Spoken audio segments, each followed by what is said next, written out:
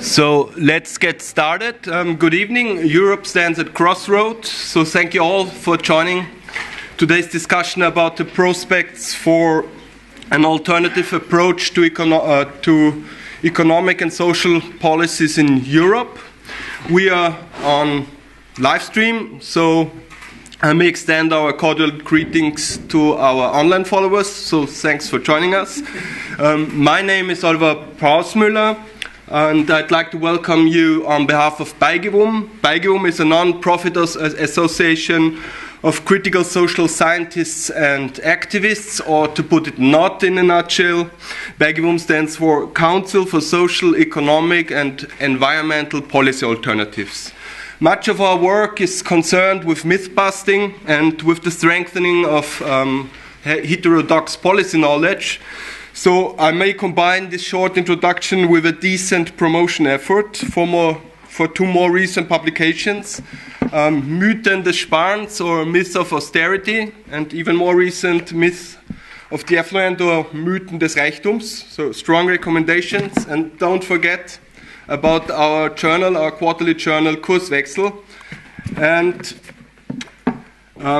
this is also an occasion to lead your attention to the information desk, which will be outside the event after the discussion, which covers extensive background material on today's issues and arguments. Today's agenda brings together distinguished heterodox economists.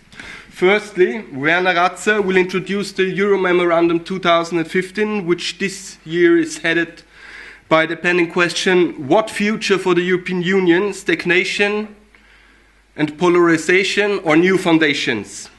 Werner Raza is director of ÖFSE, the Austrian Foundation for Development, and member of the steering committee of the EuroMemorandum Group. So welcome, Werner.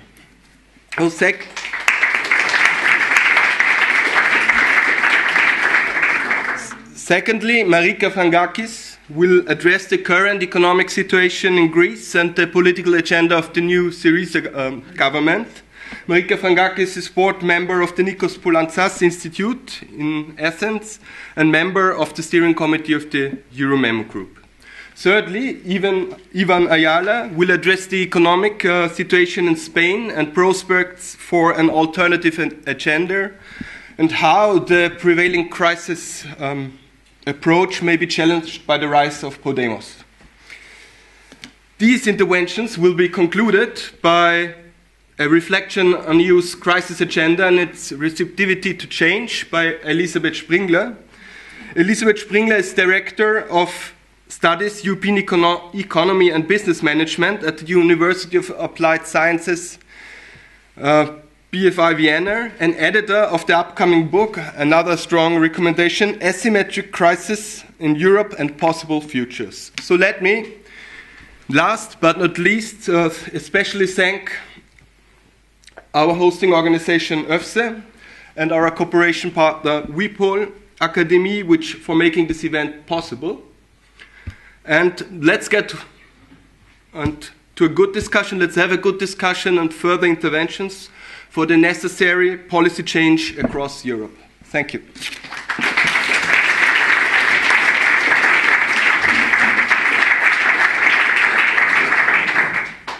Thank you a lot for the introduction, Oliver. Good evening to everybody. My name is Werner Raza. I'm speaking here particularly in my capacity as a member of the steering committee of the EuroMemorandum Group. And I will start tonight's discussion with a short presentation of this year's EuroMemo, the EuroMemo 2015, which has been published a few weeks ago. So let me start perhaps for all of those of you who have not come into touch with the EuroMemo. What is the EuroMemo?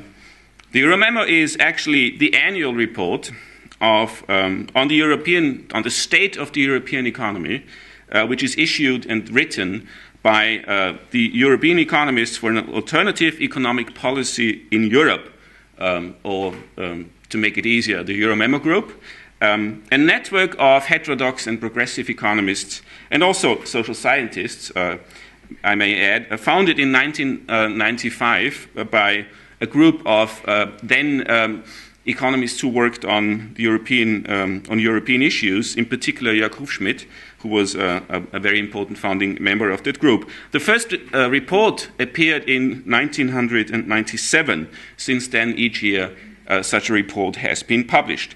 The aim of the group is to contribute to a model of European integration that is promoting full employment with good work, social justice with an eradication of poverty and social exclusion, ecological sustainability, and international solidarity. So this is the broad objectives of the group, which is clearly in favor of European Union integration, but also clearly opposing the kind of neoliberal model of integration that has prevailed for the last 20 or so years. What are the activities of the group? Firstly, the group produces this annual report, the EuroMemo report, and secondly, it does so upon the basis of an annual meeting, which normally happens in September, and where the major discussion points and arguments are being developed, which are then used for the report. The report normally consists of 3 parts. Firstly, a survey of the current economic, social, and partly also ecological situation of the European Union. Secondly, an analysis, or if you want, an empirically and analytically substantiated criticism of the orientation of politics on the European level. And thirdly, the report proposes alternative policy approaches to European issues. The report is regularly endorsed by 300 plus heterodox economists all over Europe. This year's report is also endorsed by that, more or less that number of economists. So what is then the main contents of this year's EuroMemo? Typically, the EuroMemo has a core which tries to provide an analysis of the economic state of the Union, focusing in particular on the macroeconomic policy issues, on finance, and also on social policy and employment policies. This year, we've also tried to extend the scope of the report by writing on industrial policy in Europe and the reshaping of the economy, which is necessary from our point of view. And we've also amended the report by 2 chapters on, if you want, external policies. One provides a critique of the ongoing negotiations between the European Union and the United States on the transatlantic trade and investment partnership agreement. And the second chapter is devoted to an analysis of the EU neighborhood policies. This is just to give you a broad impression of the main thrust of this year's report. I cannot give you a detailed overview on all the major analytical conclusions and recommendations for the sake of time, and since we have very distinguished and interesting speakers which will then follow, so let me just give you a very short account of some major analytical conclusions and recommendations of this year's report as far as they are related to the macroeconomic environment. As certainly all of you know, for the last 6 to 7 years, Europe has been in a severe economic crisis. So our analytical conclusions, I must say, are to some extent repetitive and don't change that much. Nevertheless, what we see is that austerity policies or prevailing general approach to crisis resolution, which is heavily and one-sidedly geared towards austerity policies, is still persisting at European Union level. This has certainly reinforced economic stagnation, and even in many countries, or in particular in the crisis countries of the European periphery, has even produced economic decline to a considerable extent. And most importantly, perhaps, it has exacted a heavy social toll on the EU population, on EU citizens, particularly in those countries that were most profoundly hit by the economic crisis in the European periphery. So when people talk about, like Mr. Draghi today, about a recovery that is forthcoming in Europe, certainly that recovery is, from our point of view, weak, fragile, and uneven amongst the European Union countries. And that has to do with policies, and in particular policies that are trapped in wrong theories. Just to give you a short, some short hints: supply-side economics, an excessive focus on structural reform, and the increase of competitiveness. And they are also embedded in bad institutions that make it very difficult to escape that policy strategy that has been employed over the last couple of years. Just to name a few, the Stability and Growth Pact, and in particular the Fiscal Compact, which has circumscribed the room of maneuver for EU policymakers to a very, very high degree. Upon that basis, and upon that broad policy analysis, we propose a number of alternative policies in various policy fields, be it macroeconomic policy, be it financial policy, be it industrial policies. And I just wanted to give you a very short idea of the kind of policies we were proposing in this year's memorandum. First of all, what we need is a substitution of the Fiscal Compact for a fiscal policy agreement focused upon the pursuit of high and sustainable levels of employment. Secondly, we need effective federal level fiscal policy. That means EU level fiscal policies with a focus on redistribution between rich and poor regions, and also rich and poor strata of the population. And for that sake, we need to increase the size of the EU budget from 1% currently to, in the medium and long term, 10%. If you take, for example, the size of the budget in the United States, that is, in the long term at least, the size of budget 10 to 15%, which we would need in order to effectively produce and implement macroeconomic policies. In terms of addressing the social crisis that is so severe, has become so severe in many EU countries, we need some kind of minimum social protection policies, and one of the measures that could be implemented in that sense is a European-wide system of unemployment insurance, since in many countries unemployment insurance is lacking or not sufficiently high enough so as to introduce, if you want, a social protection floor. In terms of a longer-term perspective, what we need is the creation of a EU public investment bank, which would implement annual investment programs in the order of 2% of EU GDP over a 10-year period, in particular for funding programs that are oriented towards socio-ecological transformation all over Europe. In terms of funding all those requirements, obviously, also measures are needed, and these measures might include a tax on all financial transactions, which has been discussed over the couple of last years, but severely downvoted by EU lobbies. Secondly, we would need to introduce a uniform EU corporate tax rate. We would need to close offshore financial centers, and we would also need a change in monetary policy of the European Central Bank, so as to make it possible to fund public investment programs. So these are just a few hints on the kinds of policy proposals we have included in this year's EuroMemorandum.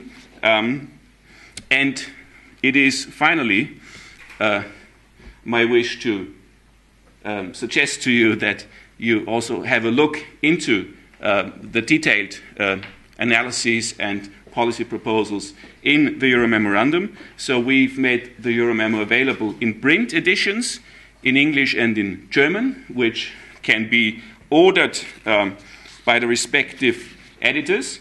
And it is also possible for the younger generation, which is, to my great pleasure, very present today, to have a look on the digital versions of the EuroMemorandum at the website of our organization. So, thanks a lot for giving me the opportunity to present the main arguments of this year's EuroMemorandum, and I'd be happy to have a discussion with you, and I hand over to Marica for her presentation. Thank you.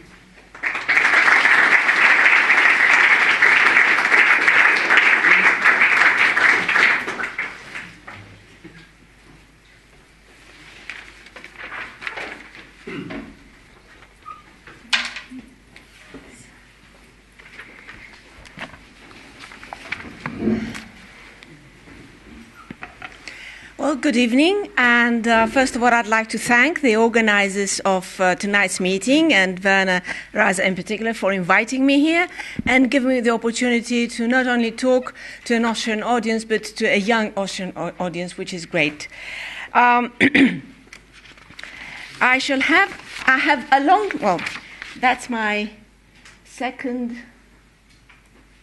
That's the outline of what I'll be talking about. It's a long list, and Werner said you won't be able to get through that in 20 minutes. So I shall rush through the first parts, which you most likely know, more or less, about what happened, the crisis, the kind of crisis we have in Greece. And then I shall go a little more slowly over what's happening right now with the Syriza-led government. Now, I have called my talk a crack in the politics of austerity. So I'd like to start with that. I believe that what we have right now, and it's a historically important moment in the development of the crisis, we have a crack in the politics of austerity. Now, the politics of austerity. What is the politics of austerity? It's first of all the idea that states should be run like a family, like a household, in the same way that an individual is expected to save when in debt, so do states. This is absolutely wrong. It goes against the economic logic of how things work. And basically, it is a narrative which has served a particular purpose, that is to justify the flow of funds to the financial sector, the support provided to the banks, and via the governments of indebted countries. We shall see in a minute how that took place through Greece, and at the same time deflect pressure for financial policy reform. This narrative is what I call the politics of austerity, and that has become hegemonic in the management of the crisis. Hegemonic, that is accepted broadly, widely by society as right, as correct. The Greek crisis is a useful crisis because it offered the elites the opportunity to implement their narrative, and it proved it wrong. It failed. So what we have in the case of Greece, we have, well, a fast rate of expansion before the crisis. We have a combination of factors, we can't go into that, there is no time, which precipitated the crisis, the unsustainability of the public debt of Greece. And then there comes the narrative. Profligate government and lazy workers. And therefore, our kind Eurozone partners and creditors come along and very generously hand out 237 billion, of which 80% is given back to the banks, the European and the Greek banks. And these loans come on very strict austerity conditions, deregulation, privatization measures. Now, this is a graph that comes from an IMF report of 2013. It shows that the exposure of the various European banks to the Greek government bonds, which is the little blue box in the graph in each case, shows that the exposure to the Greek government bonds was minimal. It was basically an exposure to Italian and Spanish government bonds. So what guided the decision-making in 2010, as the crisis was beginning, was the fear of contagion. In other words, instead of restructuring this minimal amount of bonds that were unsustainable in the financial markets, the route that was chosen was to give the Greek government loans, which then it uses to pay off its creditors. So, and of course, Varoufakis, who is currently the finance minister, said in 2013, in very, very clear terms, that none of the bailouts had the purpose of solving Greece's problems. It is a way of transferring losses from the books of the German and French banks to the shoulders of the Greek, German, and French taxpayers. Varoufakis doesn't mince his words. He didn't at that time. What's happening to the Greek economy? Well, everything's going down, okay? GDP, consumption, notice the investment, gross fixed capital formation, that's really collapsing. You have imports falling, exports rising by a very little amount, and therefore not making up the gap that appeared in the economy. So what's happening is the Greek economy is shrinking. It's disappearing. Parts of it are simply going away, not to return, at least for a very long time. And you can see this in relative terms. The blue columns is the Greek economy. So starting from 2007 as a kind of basis year, the beginning of the crisis, you can see there the actual figures I put up are the figures for the EU 28. In between, you have the EU 19, the Eurozone, which is not far from the average of the European Union. And you can see that the Greek economy is steadily shrinking in size, GDP that is, in relation to the starting point and in relation to what's happening on average in the European Union. And that is part of the Greek drama, if you like. And of course, austerity has been a futile exercise. It has failed. Not only has it shrunk the economy, it has failed in its very purpose, which is to put public finances in order. Look what's happening. Underneath, at the bottom, you have negative figures and you have the public deficit. Right now, we have reached the point where we have a primary surplus. That is, before the payment of interest on our loans, we have a surplus. When you include the interest payments, we go back to a deficit. In 2013, it was minus 12.2% of GDP. And debt has been rising. It started from about 103 in 2006 before the crisis, and then it's reached 170, nearly 175 in 2013. There is a drop there in 2012. That was because of the debt restructuring that took place in that year. But that was soon just passed over, and we're back on an increasing trend. And of course, this is in relation to GDP, which has been shrinking. So this will never, it's very difficult to change things around because of the kind of trends that have been built into the economy. This goes along with unprecedented social hardship. Unemployment has risen, poverty has risen, inequality has risen. You can see the two graphs there. Now, all those columns that stick out and the bars that stick out, that's Greece. Okay, unemployment's gone up to, what have I got there? 28%. And what's important, 19% of the labor force are long-term unemployed. They haven't had a job for more than a year. Now, this means that 19% of the labor force is simply being devalued. If we think of human capital, it's losing its skills, it's losing the means to survive, it's losing its dignity, it's becoming very, very disappointed, depressed, and sick.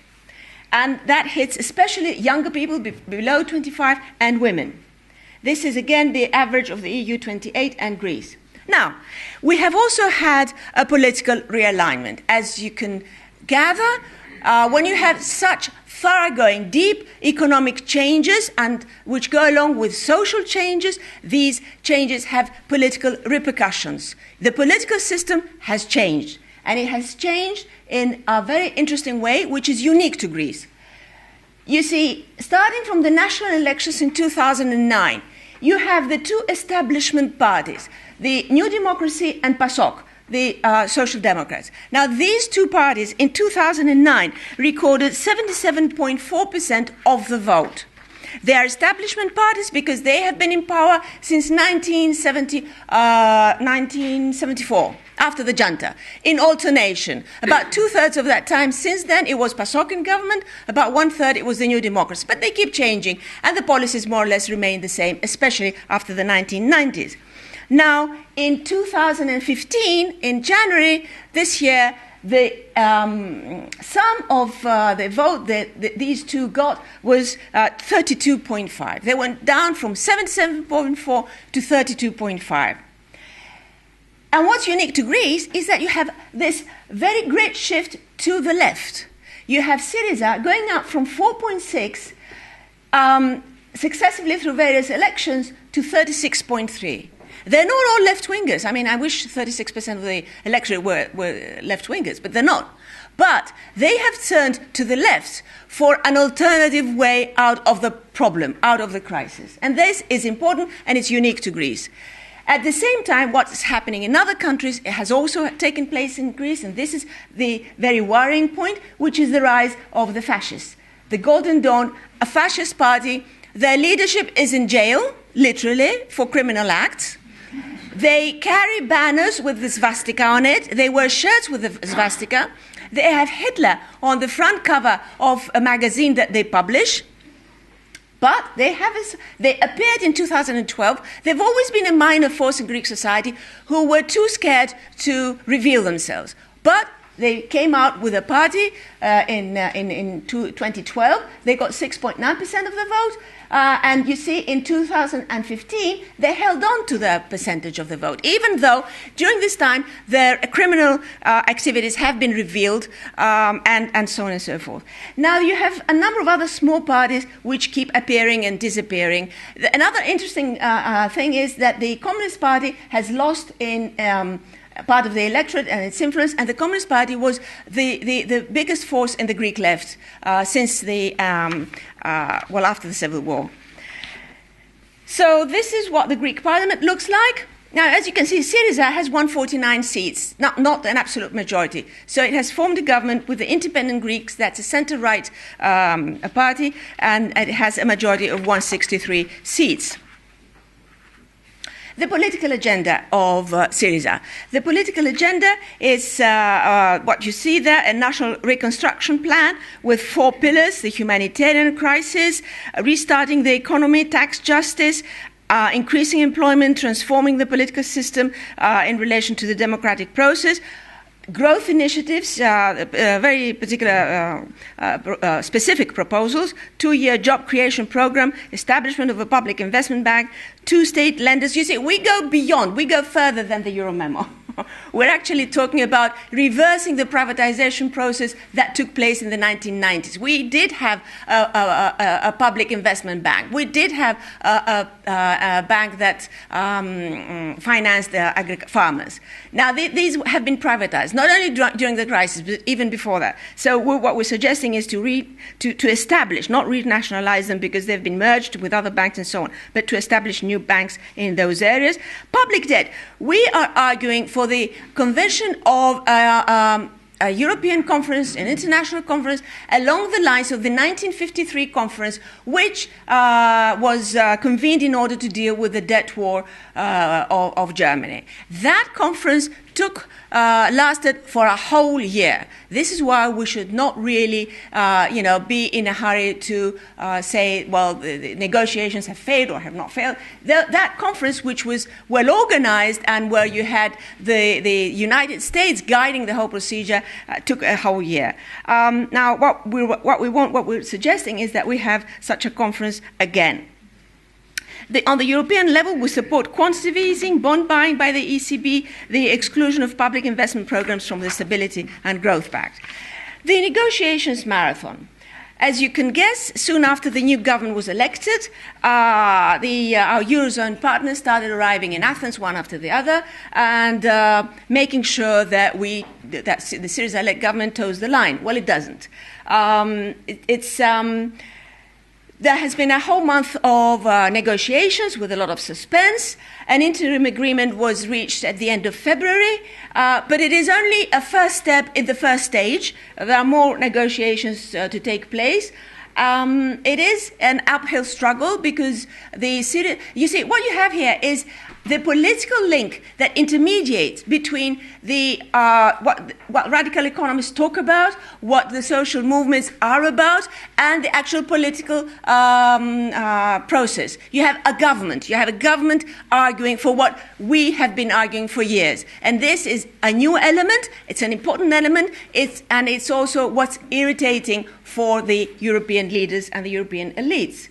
But we have what you might call the asphyxiation of the debt. That is the fact, well, that's the debt. You can see there who we owe the money to, okay? The European Financial Stability Fund, bilateral loans, IMF treasury bills, ECB. The ECB never lent us any money, but the ECB bought heavily discounted Greek government bonds in the secondary market. And these bonds were not restructured in 2012. So that means that they have to be repaid at their full price, which is in fact odd. You know, I mean, the ECB is making a nice hefty amount of profit out of this. There are debt repayments which are expiring quite soon. You have a schedule there of the debt repayments. The red bits are the treasury bills. The pink is IMF, and you can see that is coming ahead until April. Then the blue one is ECB, that's in the summer. And it's this schedule that more or less explains the kind of timeline that has been agreed with the creditors. Now, the negotiating position, as I said, the Syriza-led government does not recognize the autonomous role of Troika. What the government is saying is that you cannot have high, upper sort of rank officials from the IMF talking with the minister. Ministers talk to other ministers. High-ranking officials talk to other high-ranking officials. That's basically what has been said from the start, and it has been accepted. The Greek government rejects the economic adjustment plans, which there are two of them which went along with the bailouts, because obviously they have failed and they only make matters worse. We've asked for bridge financing in order to be able to set up what we want to do in Greece, prioritizing tax justice. This is an important point. The economic adjustment plan, which is in effect right now, has one of the terms is that the primary surplus next year is 3% of GDP, and the year after that is 4.5%. Now, these figures are horrendous. I mean, historically, you don't find those, but, in banana republics or that kind of thing. So the government has said right from the start, we can't do that. 1.5 is what we managed last year, what the previous government did. We can't go beyond that.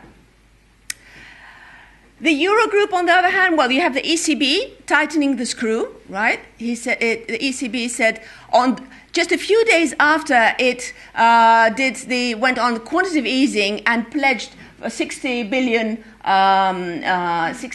euro as a monthly target to give to the European banks that's the quantitative easing exercise. Just a few days later, it comes around and says, well, actually, the Greek banks can only borrow at a higher interest rate, therefore more costly. And, of course, Schäuble has also been very active and very insulting, I would say, saying that the Greeks, well, they got the wrong government. The Eurozone partners are not forthcoming, and the Southern Europe governments are very hostile, which is understandable. I mean, if Podemos wins, if Syriza wins, it will be easier for Podemos in the next elections. This is the dangerous role of the media. Luckily, it is only part of the media, and it is counterbalanced by other media, which says, no, that's the wrong way to go, and that's not what journalists should be doing. Breaking the deadlock. Now, at some point, there was a deadlock. We in Greece kept our breath, and we thought, oh my God, what's happening? And we listened to the news every night like, I don't know, there was something very, very important. Well, it was important. Now, this is the letter. What they agreed was that the Greek side would submit to the Eurogroup the list of reforms that they were going to take, they were proposing. And this is a 7-page document. It is a long list. And there's a covering letter. That's the letter signed by Varoufakis. And there are certain parts of that which are interesting to bring out. A first comprehensive list of reform measures to be further specified and agreed. The same kind of phrase is in the statement of the Eurogroup. Then, the second paragraph, in addition to codifying its reform agenda in accordance with the Prime Minister's programmatic statement in the Greek Parliament. That programmatic statement got a vote of confidence in the Parliament. What this letter is saying that, okay, we'll go along, we need, your help, but we also have our own program, and we need to put that on the table as well. It's the first time it has happened since 2010. And then the very polite way of saying we're talking about technical assistance and financing from the European and structural funds. That's the statement of the Eurozone, and the statement again. This is the whole statement, right? It's short, but it does say things. Again, it refers to the the reforms to be further specified and then agreed by the end of April. Remember the debt repayment schedule. It says that this is a starting point. which, as we said, it's a prelude, what's happened so far. It refers to the Master Financial Assistance Facility Agreement, not to the Memorandum of Understanding, which is the Economic Adjustment Program. And it talks about close coordination with the institutions, rather than having Troika breathing down the minister's neck. A list of reforms is just a sample. As I said, it's a 7-page long document. It's a kind of, for you to have a taste. It is, when you come to the fiscal area, as emphasis is on structural policies as opposed to continuous cuts in spending and increases in taxation. Okay, financial stability refers to the non-performing loans, which are more than 30% of the total loan bill of all the Greek banks. Growth, again, there are certain elements there. Humanitarian crisis, which is top priority, as we saw a little while ago. Where do we stand? Do we have a victory? Do we have a retreat? Do we have a failure of the negotiations? Well, these are a few views that have been tabled, so I thought it was an interesting sample. I very much like Balibar and Mezadra's intervention, which talks about Europe. It's not just Greece, it is Europe, and this is where what Werner said earlier is absolutely true. Whatever is happening in Greece, Greece is an extreme case, but it's not an exceptional case. Kouvelakis, who's a member of he's a lecturer in London University, if I'm not mistaken, and he's a member of the Central Committee of Syriza. He's very, very critical. He's one of a minority faction within the party, and it is a left-wing party. Therefore, you can have minority factions which vote in the Congress, which vote in the Central Committee meetings, and their views are become known. It's not a conflict within the party. It is the way left-wing parties work. So Kouvelakis has been condemning the whole thing, but that's not the prevalent view. Krugman has also got the idea that what's happening, what Syriza is trying to do, is actually applies to Europe more generally. Galbraith is in Greece, actually. He's advisor to Varoufakis. They're close friends, and he's helping him. And Galbraith, because he's there, he caught the last thing. He says, Greece has changed. There is a spirit of... There's a spirit and dignity in Athens that was not there 6 months ago. I can testify to that. I came from Athens yesterday. People are actually smiling again, let us say. There's a kind of hope in the air. You hope things are going to get better rather than be certain that things are going to get worse. Now, the man himself, Varoufakis, in an interview recently, constructive ambiguity, and he explains what he means by that, and he defends what he calls the basic principle, which is democracy. Okay, he says that the deal accommodates continuity and democracy because had the government accepted both the loan agreement and the memorandum, democracy would have been annulled. Had both been rejected, Greece would have been left with no banking system. It's a mixed bag, and it is. I mean, I think he's being very fair to what has happened so far. He's clear about it. He's describing in clear terms. And my last slide, and I think I'm within the 20 minutes, the crack, what I call crack in the politics of austerity. Now, what I've argued is that you have a particular recipe, a particular way of managing the crisis, which is not succeeding in getting out of the crisis, not only in Greece, which is an extreme case, but in Europe more generally. In Europe, you have stagnation, what Werner talked about just a while ago. So you have a recipe that's obviously failing. Now, a Syriza-led government provides the link, the political link, intermediating between the public discourse and the decision-making process. And this is a new element, which is game-changing. For the first time, the hegemonic austerity project has been formally challenged in the sense that a government is disagreeing. And it is interesting that a major step has been taken in this process when the Eurogroup statement of 20th February recognized that the primary surplus is subject to the economic circumstances. Until now, every year they said, Greece didn't, the public deficit's still too big, right? So, what you have to do is more increases of taxation, more spending cuts. The Greek government just hasn't done its bit. So the Greek government has to be responsible and go on even more deeply with the austerity policy. This time, they actually, because the Syriza-led government has argued that the surplus or deficit is a function, as Varoufakis has said, I talk macroeconomics in the Eurogroup meetings, but they talk rules and principles. And it's, you can't run an economy on the basis of rules and principles that do not adjust to reality. And of course, respecting Greece's political sovereignty. So, what we have is austerity being challenged in the minds and hearts of people, and this is what hegemony is about.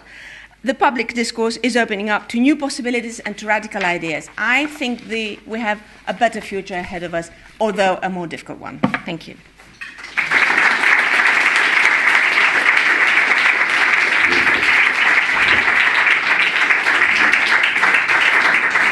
Thank you very much, Marica, for this overview of recent events in Greece.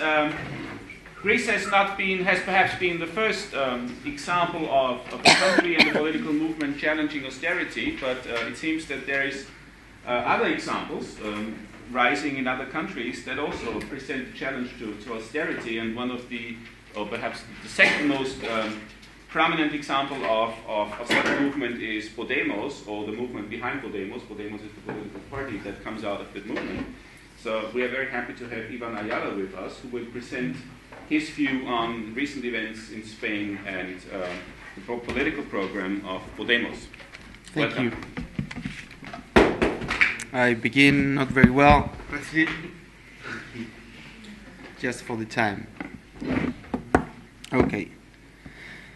So thank you very much for having me here. It is such a pleasure to be discussing these sorts of issues. Thank you very much, the EuroMemo, because we are in Econo Nuestra and in Podemos, we follow very closely the reports that you're publishing. And I think that this, what we are living right now is a convulsion in the economic profession, in the economic theory. And the political parties like Podemos and Syriza, what are offering are new narratives, new economic narratives that are absolutely not utopic or irreal, but that are grounded on years of heterodox economist works. And so what I will be asking here is to stop the current economic experiment, which is the austerity program, and which has nothing to do with economic theory, but which has to do with ideological presuppositions.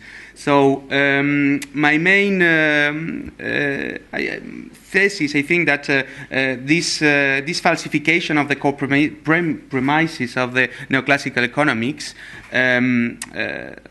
it offers us the possibility of creating an economic theory that is politically useful and not harmful for the majority of the people.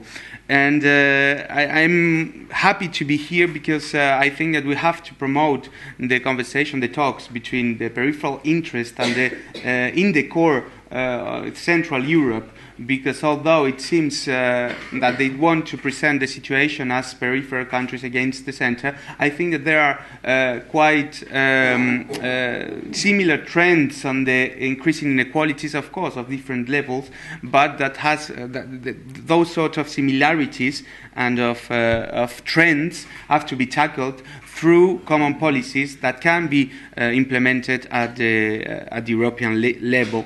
I'm also happy to talk about Europe because I think that Europe so many things. It represents not only the project of European Union, of course. We saw here in Europe, of course, it is a common place to say that Athens saw democracy born, but it is very important to remember it. We also saw the birth of capitalism or the French Revolution, but we also saw the birth of the European Union and European communities. And Alain Badiou, a French philosopher, says that the 20th century is the history, or is the century where we find the history of the fight for emancipation, and many of those fights happened in Europe. So we have all the organized struggle for emancipation leaves a footprint, and until the 80s, Europe was an island of welfare state. That was the footprint of organized struggles in the different countries. And this island of welfare state was in the middle of an ocean of neoliberal liquidationism. mechanism, and they want us to put to transform us into those sort of neoliberal liquidationism states, and we have to resist, and this is a way of resisting. So my main thesis will be that the configuration of the economic system of the Eurozone, as we know it, has a deflation bias whose potential is fully deployed in recession periods, and it has to be reversed because there are two main arguments for that. First, economically, because it is important in terms of economic performance, because this system transforms an economic powerful geographic zone, such as the European Union, in a vulnerable and financially fragile economic region. It does not allow the member countries to deploy or to fully use its economic potential, and this is having consequences over mainly the peripheral countries, but also the central ones. And it is important politically because Europe has a fruitful, as I have just said, history in the fight for emancipation of human beings, and I think that we have two different options that are rising in Europe. One is the offer, or the political offer, that is being offered, sorry for the repetition, by the new government in Greece and the new possible government in Spain. Such progressive governments represent the interest of the multitudes, the interest of the people, and for the first time we have with the government of Greece a government that is negotiating for the people and not for the elites, and that is very important. And so we have to support these governments. I think that we concentrate on three different problems or three different issues. First of all, as I said, the deflationary bias of the European monetary system. It has two parts, of course, the fiscal policy and the monetary policy. My colleagues have already talked about it, but I would like to highlight some elements that seem to me very important. First of all, we have to say very clearly that the European Monetary Union model is unsustainable at the long term. Europe has a common currency, but it does not have the functional mechanism to that currency. That is a real problem. Monetary policy, as well as the whole process of integration, has gone so far from the center to the periphery, and we have to reverse the direction, because it is now mainly focused on the needs of its big industrial and lobby groups and elites, and we have, as I said, to promote other things. The German ordoliberalism has had an historical ideological preference for competitive disinflation, for gaining external competitiveness, and this is a problem for less competitive economies such as Spain. Just to give you a hint, Spain, before entering into the European Union, into the euro, we use the devaluation as a way of gaining competitiveness. Of course, devaluation has its problems, and I'm not promoting it as a optimal solution, but it is another tool that we had before. And between 1992 and 1993, during the crisis of the European monetary system, we used it. And although we were able to use it, we had between 1991 and 1994 a loss of 500,000 employments, which was very, very dramatic. Well, right now, without that tool, we are losing 3 million of employment from the beginning of the crisis. This is the thing. This is a problem because we only have that type of adjustment. The adjustment that is left for less competitive economies, such as Spain, is the change on inflation rate and on nominal wages. And this is what has happened in Spain. The wages have fallen dramatically, and of course this creates a problem of lack of demand, of course in Spain, but also for the central economies, and we are experiencing that. the thing is that the inflation targeting that is promoting the European Central Bank has, of course, a macroeconomic history. Sargent and Wallace in 1981 they published what we call the unpleasant monetary arithmetic, and they say they define different regimes of fiscal dominance of monetary dominance. And what they said is that when a government runs too high deficits, the central bank has to monetize those deficits, and thus it creates inflation. So the upshot is to have independent central banks. Well, in the 1990s we had 3 central banks that were considered as independent. Today, it is a commonplace. And this is a problem because they are independent from the democratic control, but they are not independent from the interest of the lobbies and of the financial industry. This has created a financial fragility in the Eurozone, and this has created a huge dependence and sensibility of European monetary system upon the developments of financial sector. And you know what happens in the financial sector. Well, the thing is that this monetary policy that conforms the first part of the deflationary system of the European Monetary Union, it's very, very effective in maintaining a low inflation. Indeed, we are in a deflation process, so they have been very effective on that. But the problem is that they are completely useless on any other task that a central bank should do. I mean, they are very, very, very useful for maintaining low inflation, but completely useless for other things or other tasks of any normal central bank.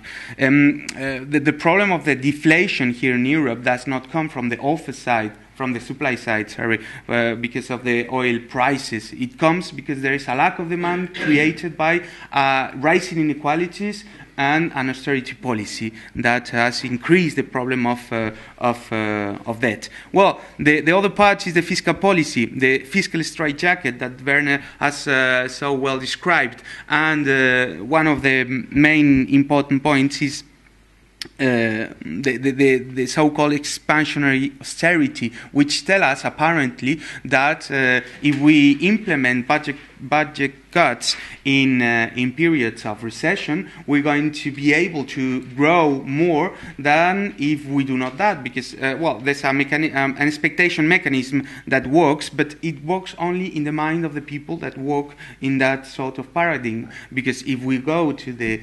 data, to the real macroeconomic data, to the macroeconomic theory, what we saw, as Marica told us, is that the situation today, after 7 years almost of expansionary austerity, the situation is quite worse. For example, in Spain, in 2007, we had the austerity, what promised us is to reduce debt, reduce deficit, and promote growth. Well, in Spain, we had in 2007 38% of sovereign debt. Today, we have nearly 100%. In 2007, we have 2.8 surplus. In terms of public finance. Today we have a 6% of deficit. Promoting growth, we have been in negative rates until very, very some months ago. We saw some little increases in the GDP, but this is not a recovery, of course. And unemployment in 2007 was 8%, and today is 25%. What austerity, expansionary austerity, does not exist in reality. It's just that exists in the minds of those people. Secondly, this has caused, this deflationary bias has caused a problem of a threefold problem. First, the industrialization. Secondly, financial fragility, and third, increasing inequality in Spain. The first one, the industrialization process, has to do also with the role that was assigned to the peripheral countries in the process of integration. When we arrived in 1986, along with Greece during the 80s, to the European process, to the European integration process, we were assigned a role in the International Division of Labour, and this role was an assembly, a sort of assembly country for Europe, first of all, and second, a service economy. But a service economy based in low value-added services, such as, for example, tourism, cheap tourism, and very seasonal tourism. What it makes is that it fragilized the labor market, because, of course, the thing is that the tourism based in price competition is mainly supported by very low productivity, very low skilled workers, and very sensible to cycles in the economy. And this has an important upshot in the labor market in Spain. This the industrialization has made that some parts of Spain only rely on some sort of subsistence tourism, all the part of the Mediterranean coast, with the tourism, cheap tourism, what we call Sol y Playa, which is sun and beaches, very, very cheap. This has increased labor vulnerability. But this also has a problem of increasing inequalities, as I said, because the increasing the unemployment increases has caused or comes mainly through the interaction of the labor market. What has been implemented in the last years, but it has been a radical change with the conservative government, is an attack of the power of unions for bargaining, and the power of bargaining unions. And in the last reform of labor market, the power of unions to bargain the salaries or the wages salary has almost been wiped off. That is, right now we are workers are nearly. They cannot rely on the negotiation of their union with the firms, and they have to negotiate directly with entrepreneurs. But this, of course, the 25 rate unemployment, the 50% rate of unemployment of young people, the focus of the unemployment mainly in the sector of in the gender, in the woman, and in the long-term unemployment creates a chronic lack of demand for Spain that it is very difficult to tackle without a change in the economic policy. And this is where Podemos comes, because Podemos. We are born in the social movements. You know that the Indignados movement began in 2011, and it was a social movement that demanded an increase of democracy, a deepening in democracy, and a resolution of the problems of democracy mainly. But also it had to do very much with economic policy. And I think that we can sum up the changes that we need in order to create that different future. And to sum up, I think, let me go through where I wanted to go. Okay, so the alternative policies that we are thinking. First of all, we have to reconstruct the economy. We have to implement a policy of reconstruction, such as what happened during the Second World War. Europe was devastated. Right now, the economies of the peripheral countries have been devastated by the crisis and the austerity policies, and we have to reconstruct it. We have to reconstruct the productive capacity of those countries in order not just to increase the social justice, of course, but to increase the effectiveness and the efficiency of the European monetary system and in the European Union. And for that, for reconstructing the economy, we need to create a fiscal space. It is impossible to reconstruct the economy without the role of the state, without the role of the public sector. Of course, having deepened the democracy and increased the popular participation in the political decision, but we need the public sector to intervene in the economy. And I think that that fiscal space can be created through two different reforms. First of all, of course, the restructuring of the debt. We have different options in the table. We have the option of the Padre program. For example, we have the option of Moody in 2014. Also, we have the project of or the proposal of Lapavitses and Muniva. There are different proposals for restructuring debt. The fact is that if we do not, if debt restructuring is not an option, is not an element of the solution, we're not going to create the fiscal space that we need in order to tackle the problems. Of course, debt restructuring in the case of Spain is not the only solution, and it's not a solution sufficient solution. It is a necessary solution or a necessary condition, but it is not a sufficient solution.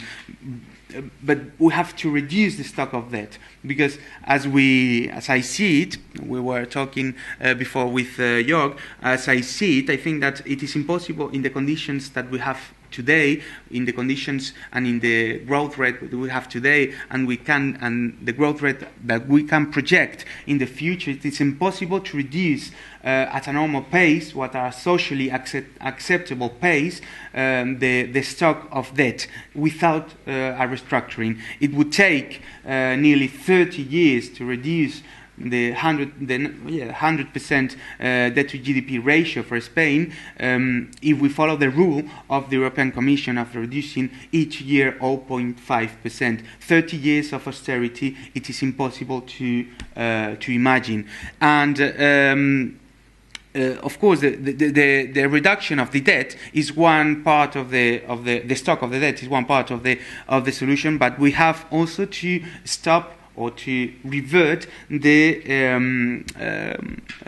indebtedness bias that we have created by reducing the capacity of government to collect taxes, by eliminating mostly all the figures that have been traditionally used in public finance in order to collect taxes. We have eliminated the wealth taxes, we have eliminated the inheritance taxes, we have reduced the rate for the richer, and all of this has created a dependence of, I have 20 minutes, I finish.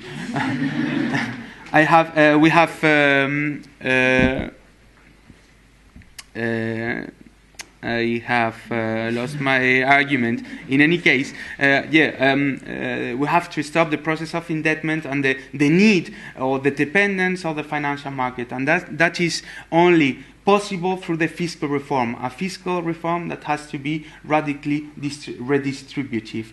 And this is impossible to be done without tackling the problem of fiscal fraud. We have estimations that at about 1.2% and 1.4% and 2.4% of the GDP is each year lost because of fiscal fraud. Of course, this is an amount of money that is compared, if we take it in different years, to a Marshall Plan, and we need that money in Spain and in Greece and in Europe in order to reconstruct the economy. And this is my last proposal, cannot be tackled without what EuroMemo report says, without tackle the problems of fiscal paradise. And we have fiscal heaven, and we have proposals of very competent and mediatic economists, for example, such as Piketty or Zuckman, where we have different plans for tackling those sort of problems at the European level. It is possible. And I wanted to finish just saying that we have an opportunity to challenge and an opened door in order to implement heterodox economics. Heterodox economics are just other economics that is not mainstream. It is not less academic, less reasonable, or less scientific. It is just based on different political frameworks, and the political framework is already changing in Spain, but has already changed in Greece. What I wanted to say is that Greece and Podemos, Syriza and Podemos are not challenging European European Union. They are offering a solution, a viable solution for the problems that the European Union have. And so, as such, it is absolutely irresponsible being against that sort of proposals, and the Spanish government is going right now against the interest not just of Greek people but of Spanish people also. And this is very important to say. We have to support Syriza government, but not just because of Greeks, of course because of Greeks, but because if, as Marica said, if we find a solution in Greece, it will be easier to find a solution in Spain, and of course, it would be easier to find a solution for the Eurozone. Thank you very much.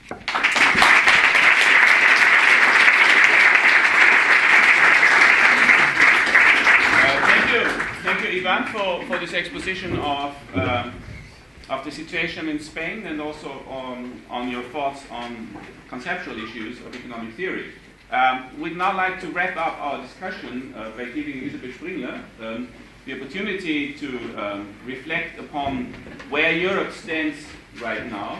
We've seen that there's some kind of counter-hegemonic discourse against austerity for a different European solution to the economic crisis emerging. On the other hand, speaking in Austria and also in Germany, we certainly are still in a situation where the dominant policy paradigm is very much geared towards austerity. So, where do we stand, and where do you see a way forward? Well, thanks a lot, and my task is now somehow to wrap it up, what we have heard, and put it back to some theoretical background. And I figured out that's quite a difficult task, as we have heard so many well, not so much different, but similar proposals, and I think you both were quite in line showing us a different approach. So what I try to do is now to sum it up and wrap it to a more heterodox framework back to what Werner put forward in the very beginning with the EuroMemo report that was just published.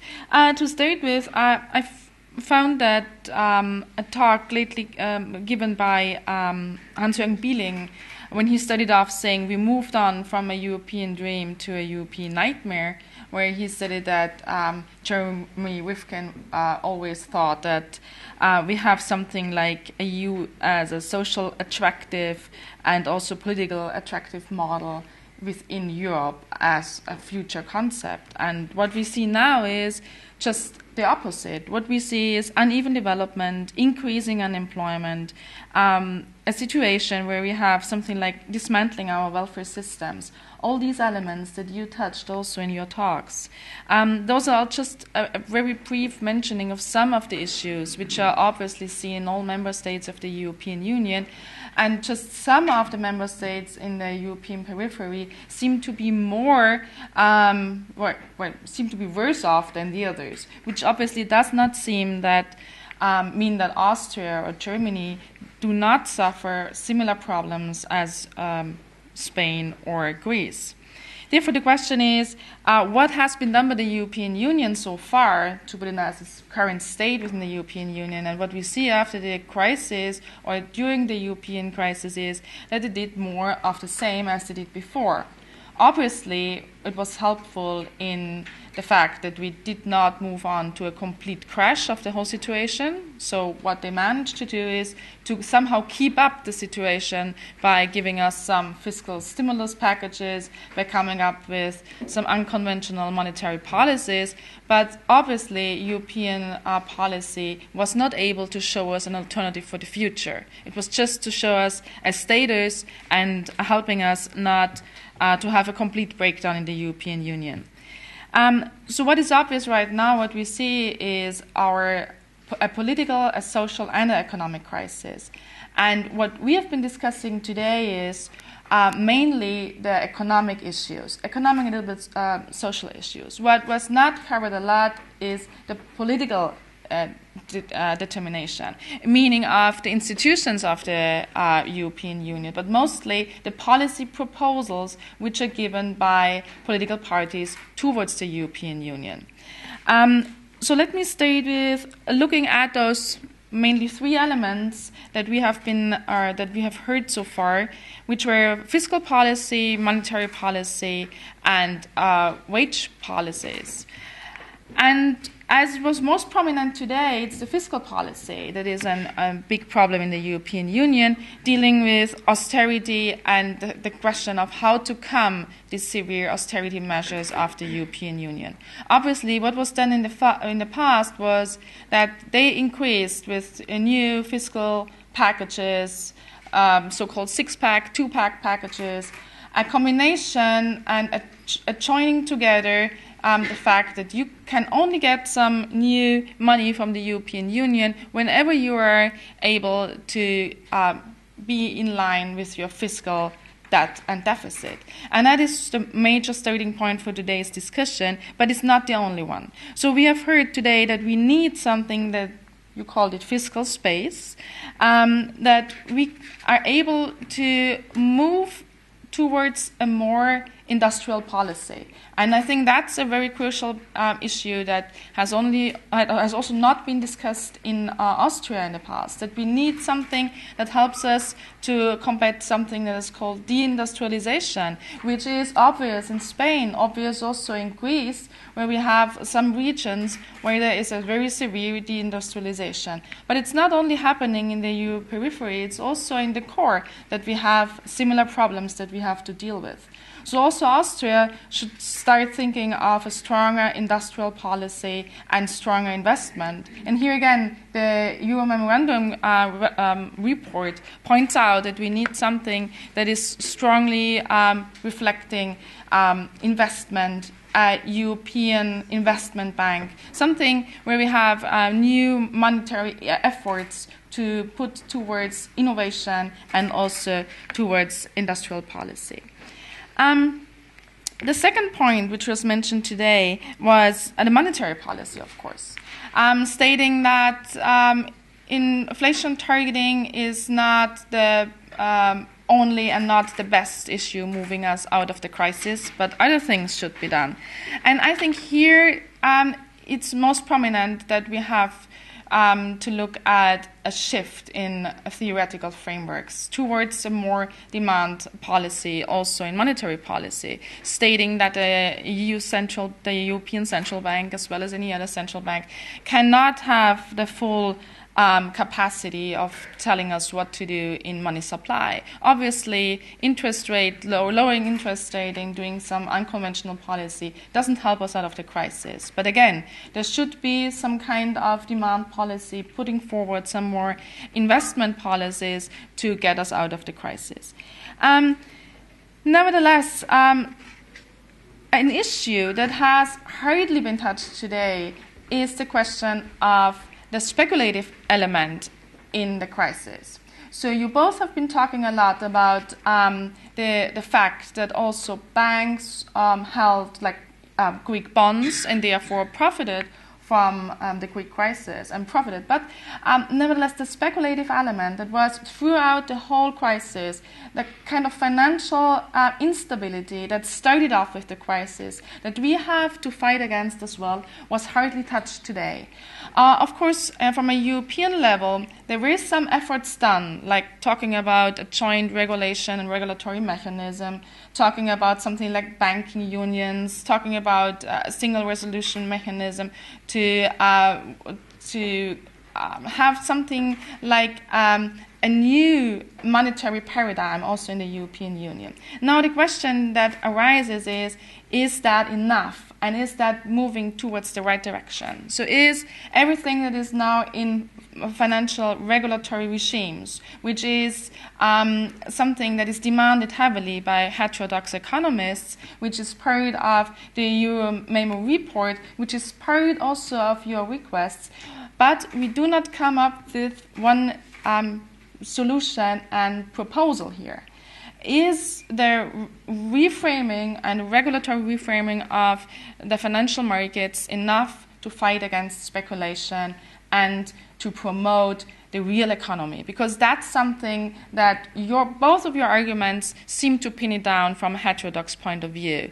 There is, on one hand, financial investment, on the other hand, investment in real economic terms. And it seems as if all your requests put down that we need more investment into the real economy, but strangely enough, the financial markets seems to broaden again, and all efforts done by the European Union seem to boost again the financial sector and not so much the real economy. And on the other hand, try to trap in countries like Spain and Greece into some kind of debt trap, where they have to be supported also in the future and cannot get out of this vicious cycle of being dependent from some future money of the European Central Bank, maybe directly or indirectly by quantitative easing or other kinds of bailouts from the secondary market, or even some more financial plans which are directly supported